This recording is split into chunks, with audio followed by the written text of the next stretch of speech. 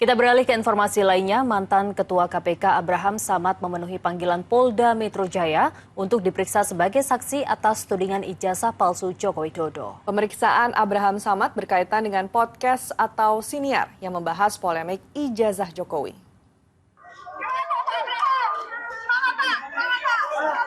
Kasus tudingan ijazah palsu Presiden ke-7 RI Joko Widodo terus bergulir. Rabu pagi, giliran Abraham Samad yang menjalani pemeriksaan sebagai saksi.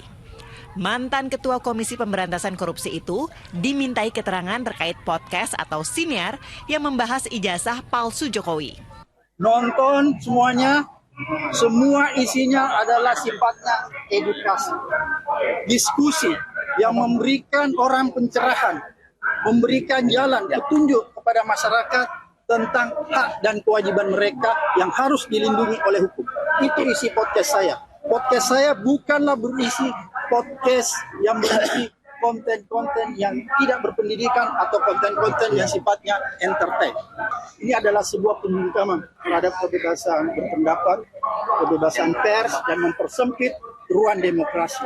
Oleh karena itu, kalau misalnya saja aparat hukum ini membabi buta menangani kasus pidana ini, maka saya pasti akan melawannya.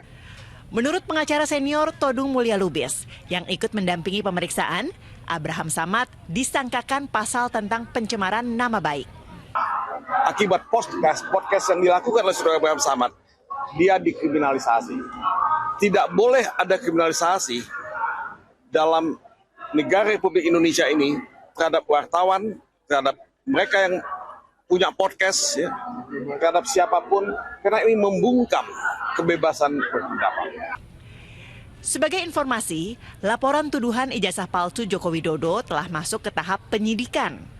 Selain Abraham Samad, Polda Metro Jaya telah memeriksa sejumlah orang atas kasus yang juga dilaporkan oleh Presiden ke-7 RI itu. Muhammad Subadri Arifki melaporkan dari Jakarta.